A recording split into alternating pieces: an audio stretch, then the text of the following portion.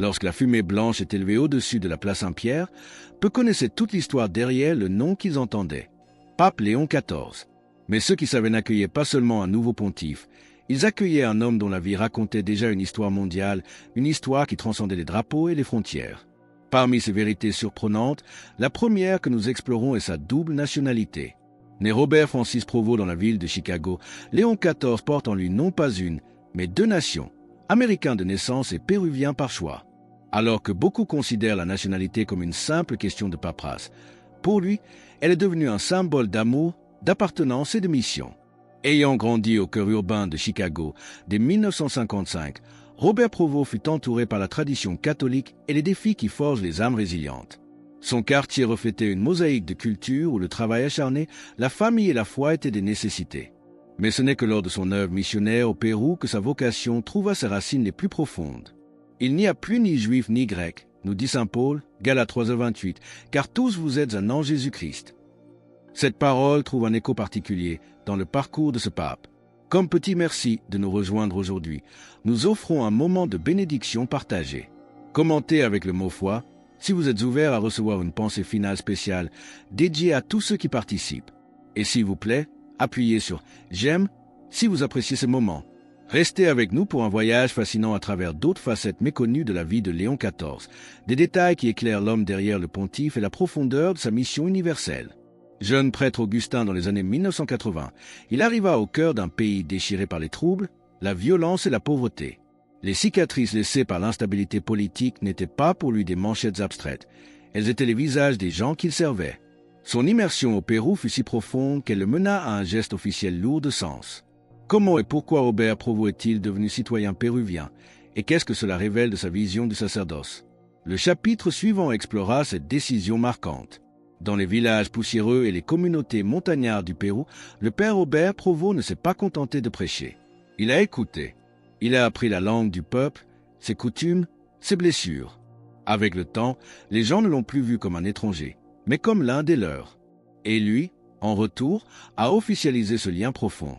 Il a demandé la nationalité péruvienne, non pour un statut ou un avantage, mais comme une déclaration d'unité, un acte d'amour envers le peuple qu'il avait accueilli et façonné.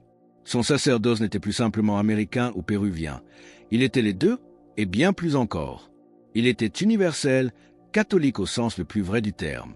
L'apôtre Paul nous dit « Je me suis fait tout à tous afin d'en sauver de toute manière quelques-uns. » 1 Corinthiens 9h22.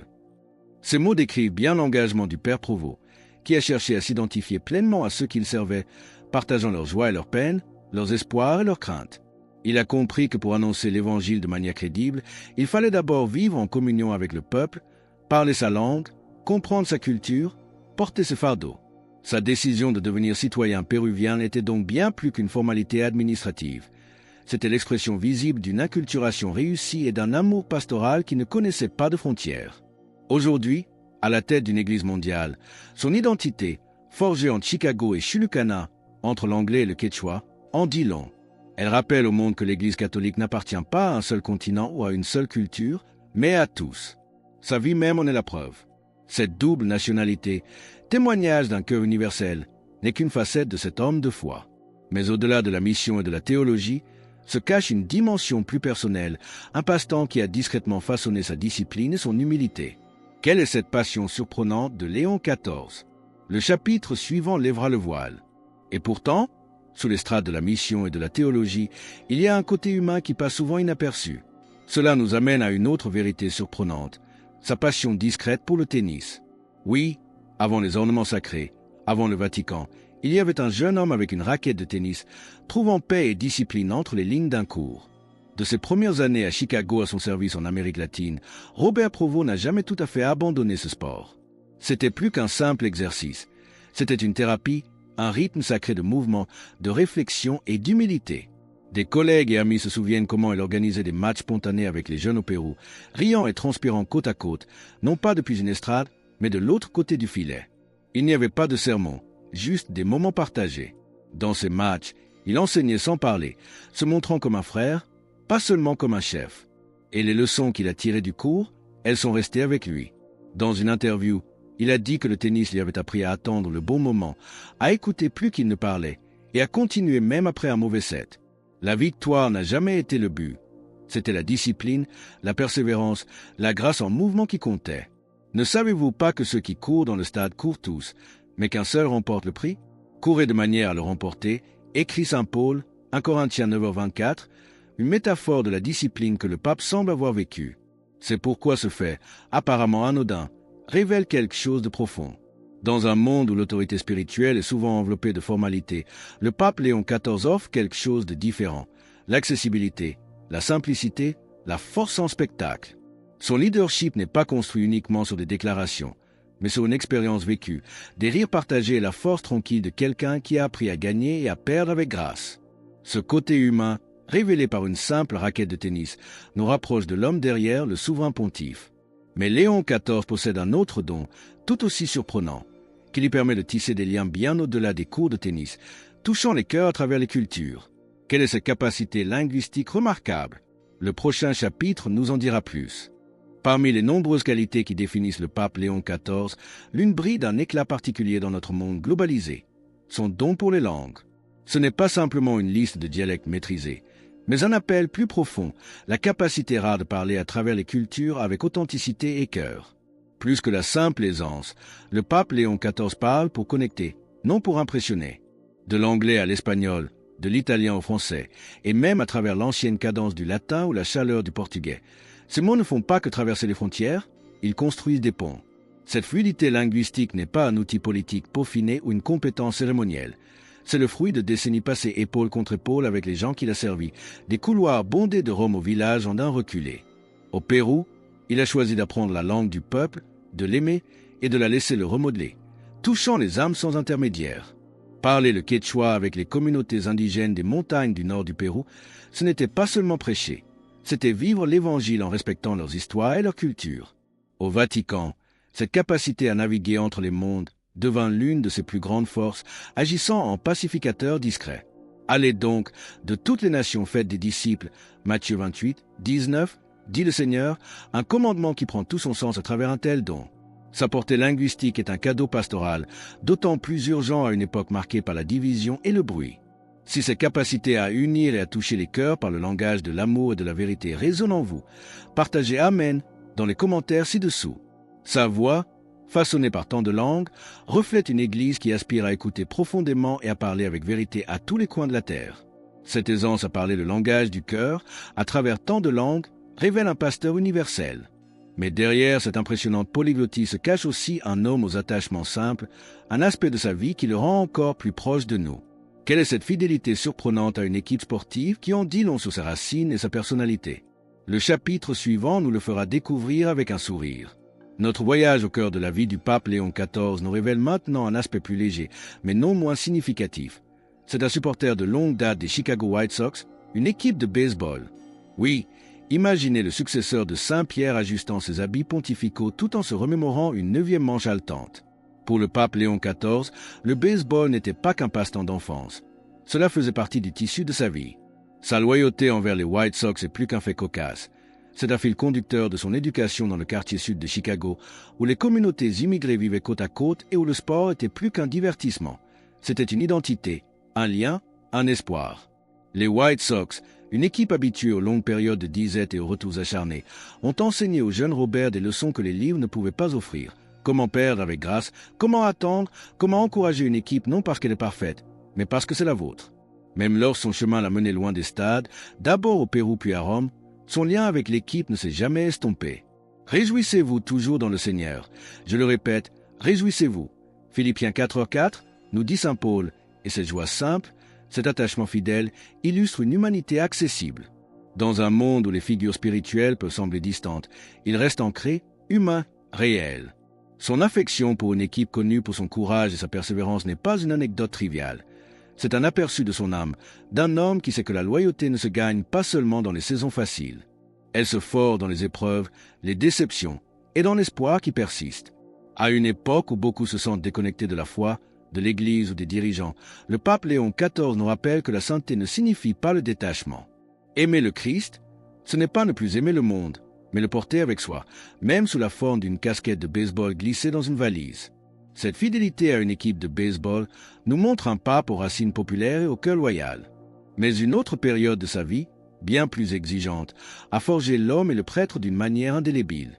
Quel fut ce chapitre missionnaire qui a transformé le père Robert Provost au plus profond de son être? Le chapitre suivant nous emmènera au cœur de cette expérience fondatrice. Un chapitre déterminant de la vie du pape Léon XIV, qui a non seulement défini son parcours, mais l'a transformé à jamais, s'est déroulé discrètement dans les collines arides du nord du Pérou. Au milieu des années 1980, bien avant que le monde ne connaisse son nom, le jeune prêtre Augustin Robert Provost fut envoyé comme missionnaire dans l'un des coins les plus négligés du monde, la prélature de Chulucana. Il y trouva non pas le confort, mais une réalité brute, et il n'arriva pas en sauveur étranger, mais en frère. Il marcha aux côtés du peuple, apprenant leur rythme, leurs craintes et leurs espoirs, mangeant leur pain, parlant leur langue, honorant leurs traditions. Ce que vous avez fait à l'un de ces plus petits de mes frères, c'est à moi que vous l'avez fait. Matthieu 25, 40. Ces paroles du Christ prirent tout leur sens dans son ministère. Sa mission se construisit dans les murs de boue des écoles rurales qu'il aida à bâtir, dans le vacarme des ateliers communautaires qu'il organisa. Il devint une présence, celui sur qui l'on pouvait compter, apportant non seulement l'Eucharistie mais aussi des soins de première nécessité et des paroles de réconfort. Les gens se souviennent de lui, marchant des heures sous le soleil, les chaussures couvertes de poussière, portant un petit sac, une Bible et un dévouement inébranlable. Son témoignage fut si puissant qu'avec le temps, ces mêmes personnes qu'il avait d'abord connues comme Padre Roberto s'agenouillèrent devant lui comme leur évêque. Ces décennies au Pérou ont façonné sa vision d'une église qui ne dirige pas depuis les balcons mais marche pieds nus sur des routes non pavées. C'est là aussi qu'est né un surnom qui en dit plus long que la plupart des titres, Père Bob. Pour les milliers de personnes qui l'ont connu, Père Bob n'était pas seulement un nom, c'était de l'affection, de la confiance, de l'amour. Il n'a jamais cultivé la distance, mais a construit des ponts par sa présence, son humilité désarmante et sa constance. Pour rejoindre notre communauté et ne manquer aucune histoire inspirante, pensez à cliquer sur « J'aime » et à vous abonner. Ces années au Pérou, où il devint Père Bob, ont profondément marqué le futur pape. Mais avant d'être appelé à Rome pour des responsabilités encore plus grandes, une autre étape majeure allait le préparer à guider une communauté mondiale. Quelle fut cette expérience de leadership à la tête de son propre ordre religieux? Le dernier chapitre nous l'expliquera. Bien avant que son nom ne résonne sur la place Saint-Pierre, Robert Francis Provost, alors connu comme Père Bob, fut chargé d'une responsabilité considérable, diriger l'ordre mondial de Saint-Augustin. En 2001, la communauté augustinienne mondiale l'élit prieur général, un rôle qui le plaça à la tête d'une famille religieuse présente dans plus de 40 pays. Pendant 12 ans, il guida cet ordre international, non depuis un piédestal, mais dans une posture de service. Dès le début, son leadership fut marqué par l'écoute. Il voyagea sans relâche, visitant les communautés augustiniennes en Amérique latine, en Afrique, en Asie et en Europe, préférant être sur le terrain pour prier avec ses frères et comprendre leur réalité. Sous sa conduite, l'ordre ne se retira pas du monde, mais s'y réengagea, privilégiant la formation spirituelle et encourageant les vocations, tout en équilibrant tradition et renouveau avec une rare constance. Ces années le préparèrent discrètement à une charge bien plus grande. Car l'homme regarde à ce qui frappe les yeux, mais l'Éternel regarde au cœur. 1 Samuel 16h7. Pour comprendre l'homme derrière le titre, il faut aussi revenir à ses origines, dans le quartier sud de Chicago où il naquit en 1955 au sein d'une famille catholique ouvrière. Là, la foi était le pain quotidien, la résilience une nécessité. L'Église était un second foyer, et c'est dans les rituels de la liturgie qu'un appel discret commença à se faire entendre. Ce quartier lui enseigna la valeur du travail, la dignité et le caractère sacré de la communauté. Ces diverses expériences, de Chicago au Pérou, de la direction d'un ordre mondial à son élection surprenante comme premier pape américain et premier pape Augustin, ont forgé un leader à la vision globale, un pasteur au cœur humble, préparé de manière unique pour guider l'Église en des temps complexes. Alors que nous concluons sur le parcours de cet homme dont la vie témoigne d'un service discret et d'une foi profonde, nous vous invitons à déclarer votre foi. Commentez « Jésus est roi ci-dessous » pour affirmer cette vérité avec nous. Et votre parcours ne doit pas s'arrêter ici. Cliquez sur la vidéo qui apparaît maintenant sur votre écran pour un autre message puissant que nous avons préparé pour vous.